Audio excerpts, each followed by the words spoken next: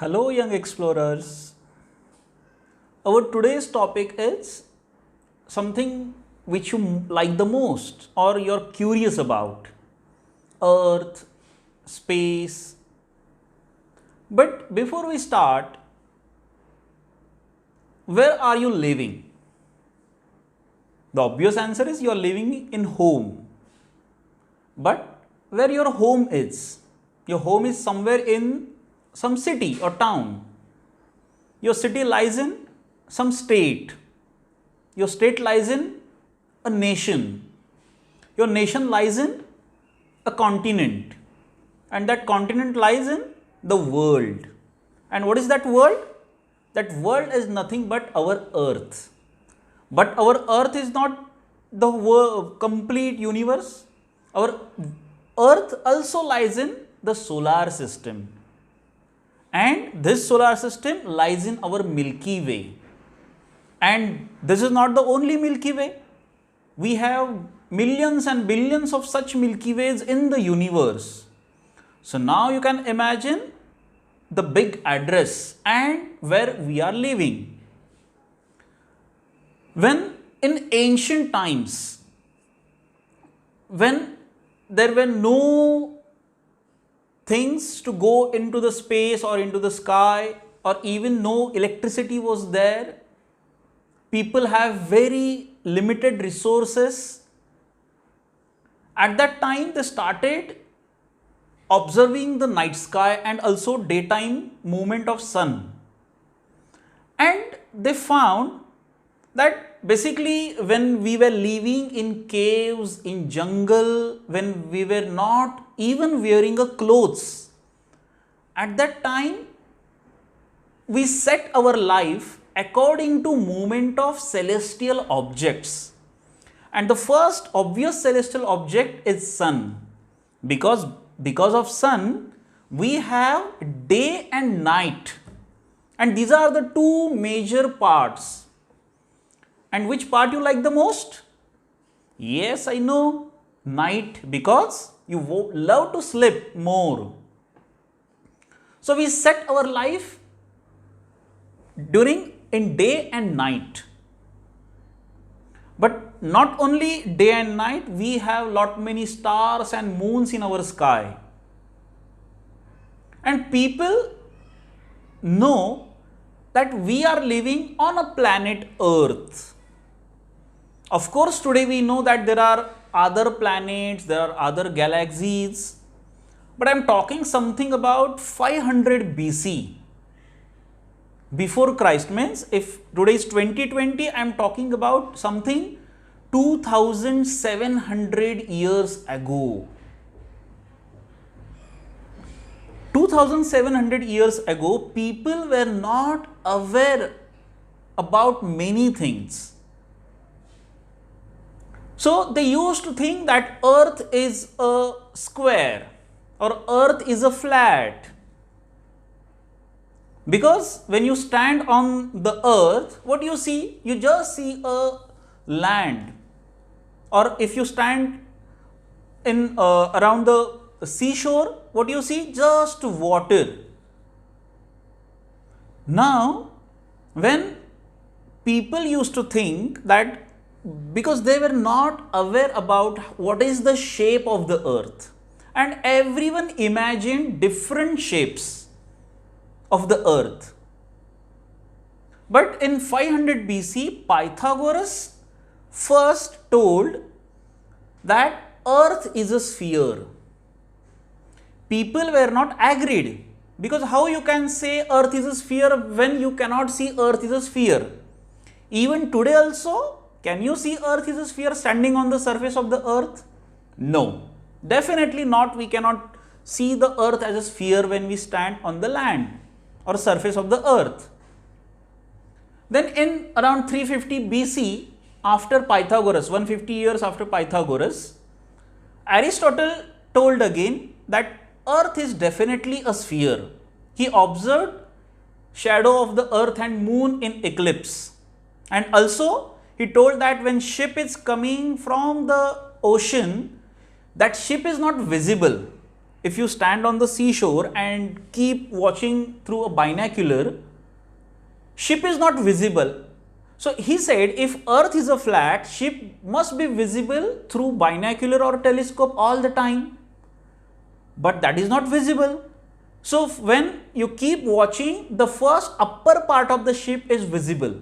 And then as that ship moves towards the seashore, the more and more part comes up, and this is because when earth is a sphere, so when ship is coming from this way, the upper part will be visible, and when it comes, the whole ship will be visible. And based on this theory, he told definitely earth is a sphere.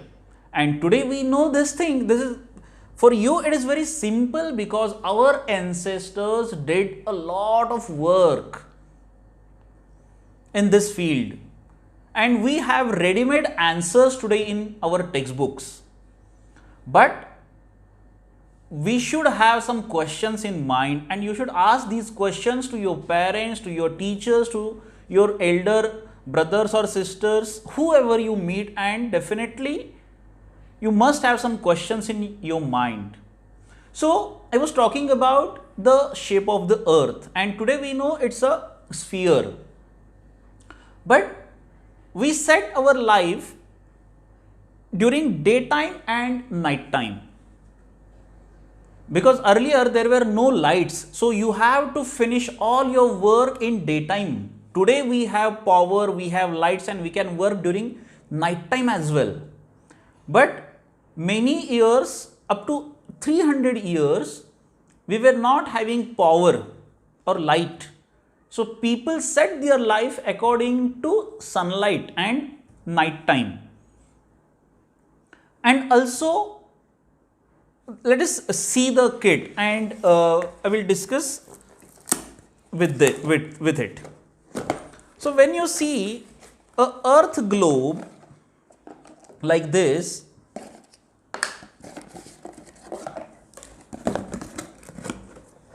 so this is earth globe. Today we know now this angle. Why earth globe is like this? Because the axis is tilted by 23.5 degree. This axis is tilted by 23.5 degree. Now, if you see any earth globe, we see many lines on that globe. But if you walk on the ground, you must have visited or traveled on road. Have you seen such lines there on the ground? Definitely not. These lines are imaginary. When we see, means you must have learned about how Columbus traveled through ship and he found many countries. Because today it is traveling to different countries or traveling to different continents or even traveling to different cities is very much easy today. Today we know where Africa is. Today we know where America is. But when there were no transport system, no aeroplanes, no ships, no communication devices, so at that time people were not aware that on the other part of the world people are living and how they are living, or still they exist. So they started their journey and traveled through oceans and land masses and found new continents, new countries where very few people were living, and they tried to make map of the world. And today we know this map of the world and which countries are where. So basically we draw two type of lines on the map, on the globe.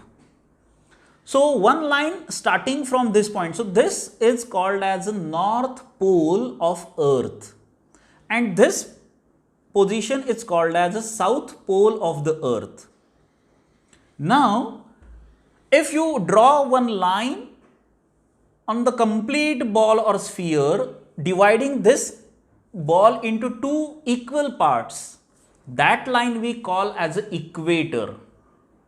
So that equator line runs completely on the ball like this, separating into two hemispheres, two half balls, and this line exactly in the middle is equator.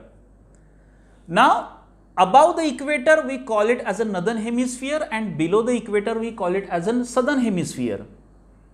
And we know the latitudes. So all the lines which are parallel to equator till the North Pole are called as latitudes, and these are complete circle.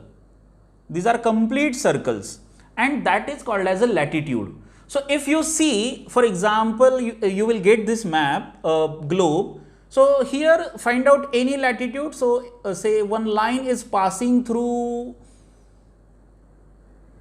between Bengaluru and Hyderabad.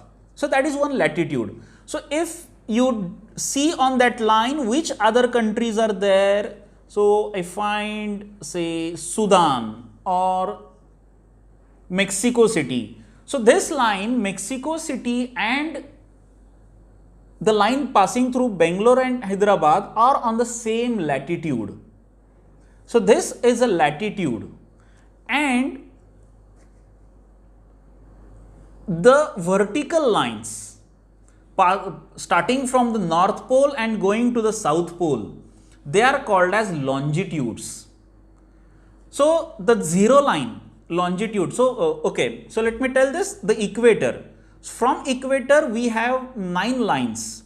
So 10 degree, 20 degree, 30 degree, and this North Pole is 90 degree north, whereas this is 90 degree south. So from 0 to 90 north and 0 to 90 south are the latitudes. And longitudes, they are starting from North Pole and going to the South Pole. So there are these lines like this. When you get this globe, you can see those lines, and those longitudes lines.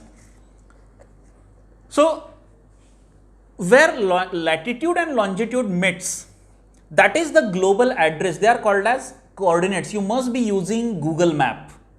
If not, you just open the Google Map. I'm sure you are using Google Map wherever you want to go. So when you put any place, you get latitude and longitude there. Something like 74 point something 5 east and 19.05 north.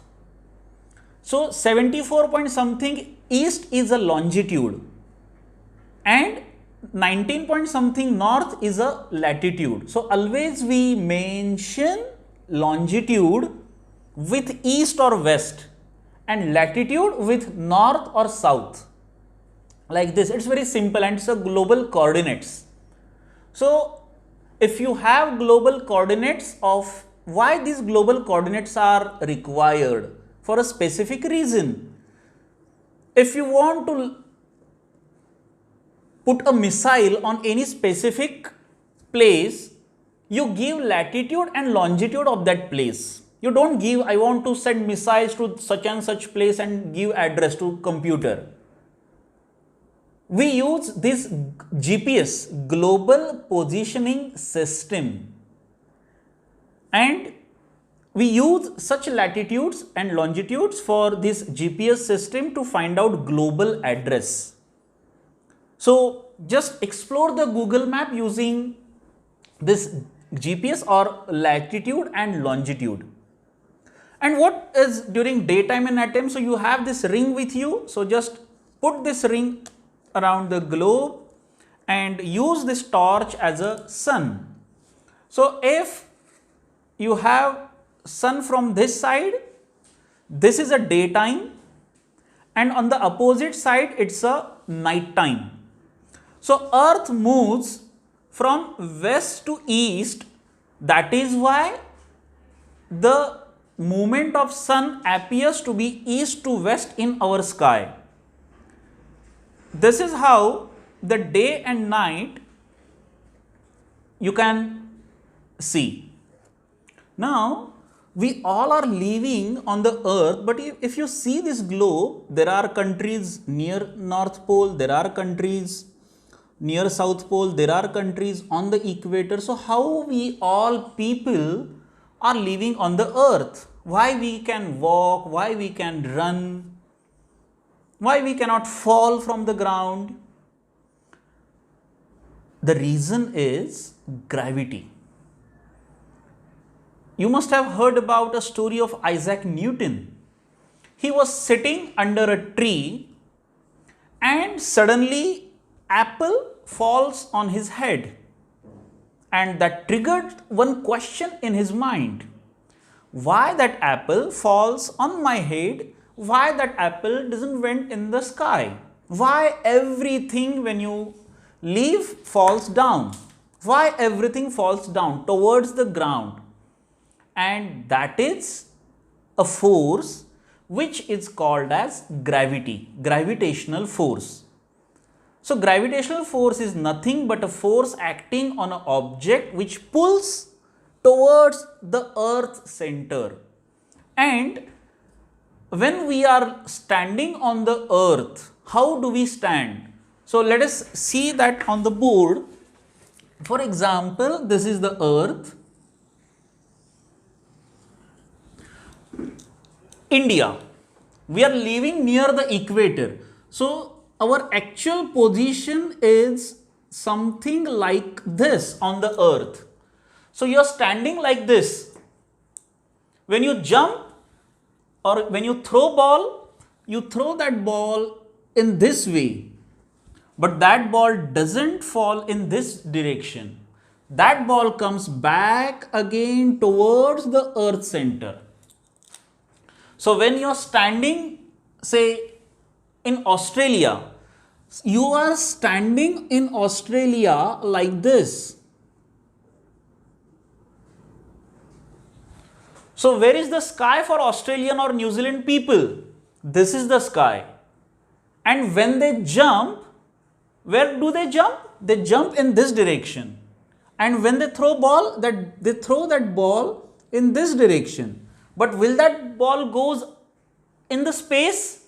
No. See, here everything is space beyond the earth. And this is our sky. So that ball will come back again towards the center of the earth. And the people standing on the North Pole, they are standing like this. For us, this seems to be very correct position. And people standing on the South Pole, they are standing like this. They are not standing upside down. For them, they are standing still like I am standing or you are standing. But they all are stick with their legs to the center of the earth. So when this person throws a ball, they throws a ball in this direction. But that ball will not go into the space. Even here there is a space. Here there is a space.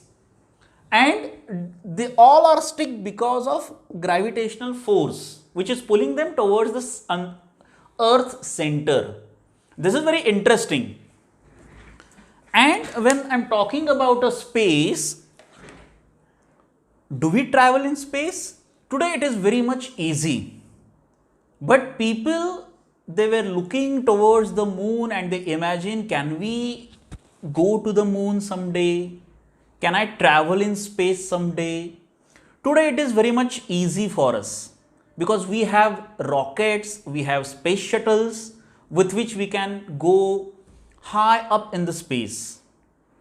And space exploration is very much interesting, and I know you are following space news very, very keenly. And you must aware about some space agencies working in worldwide. NASA, ISRO for India, European Space Agencies for European countries, JAXA for Japan. So there are different space agencies which are working for space exploration or space missions. Initially, when we went to the space, we didn't send humans. Initially, first we sent only rockets. Then we sent animals. And finally, when they came back safely, then we sent humans into the space. And we sent Sputnik, the first satellite, that was on 4th of October 1957. The first man-made thing went into the space on 4th October 1957, and then we started sending satellites, rockets, animals into the space, and ISRO, Indian Space Research Organization, also formed in India for space exploration. But still today, ISRO haven't sent a space mission, manned space mission in the space. We are working for it. But few Indians, definitely they went into the space. And you know who was the first Indian to travel into the space? Rakesh Sharma. When he said that very famous thing from the space, when our Prime Minister, that at that time Indira Gandhi was Prime Minister of India, and Rakesh Sharma went into the space with Russian Space Agency, and she asked Rakesh Sharma, how you look Earth and India from the space, and he said, Sare jahan se acha Hindustan hamara. And that was the unforgettable words from Rakesh Sharma. And after Rakesh Sharma, Kalpana Chawla became the first Indian woman, Indian origin woman to travel into the space. And today you, in your textbook, you have some more detail about Sunita Williams. But apart from these three, so many Indians are in pipeline to travel into the space, but these three traveled a lot. Even Rakesh Sharma went once only, but Kalpana Chawla traveled into the space 2 times. And Kalpana Chawla was born in India. She did her education in a small village in Punjab. Name of that village is Karnal. And she did her education in India from Punjab University, and then she went to Texas to learn further for aerospace engineering. And for the first time, she went into the space in 1997. So when you go into the space, what happens? Basically, from Earth you go into the space, say to some 400 kilometers, and we have a house at 400 kilometer from the surface of the Earth, and name of that house is International Space Station. So the people who are going into the space, they are living in ISS, International Space Station. So they live there, they perform different experiments there, and when you go into the space, there is no gravity. Means when you throw something in the air, that will remain in the air, or whenever you are living in International Space Station, you are flying or you feel weightlessness there. So you can literally lift very heavy objects with your one finger. So you can see such more interesting videos how International Space Station works, or life in International Space Station. You will find more videos about this thing. So when you go into the space, but how you go into the space? Because you need something. So that vehicle which we need to travel from Earth to the space station is called as space shuttle. And that space shuttle looks like something this. Now this is Columbia Space Shuttle. You have to make this space shuttle with the kit which is given to you. So I will tell you about this. This is a paper scale model of Columbia Space Shuttle, and in this 7 people traveled in 2001. And if you see, I told about Kalpana Chawla. She traveled to the space second time in 2003. Kalpana Chawla along with 6 other astronauts traveled to the space station. They spent around 16 days there, and they came back into the Earth's atmosphere. So this is called as a re-entry, and unfortunately one accident happened at that time while that space shuttle is re-entering into the Earth's atmosphere, and that space shuttle explodes, and very unfortunately Kalpana Chawla along with 6 other astronauts died. But she remains, and those 6 more astronauts will remain in our hearts forever. So what happens exactly while the re-entry?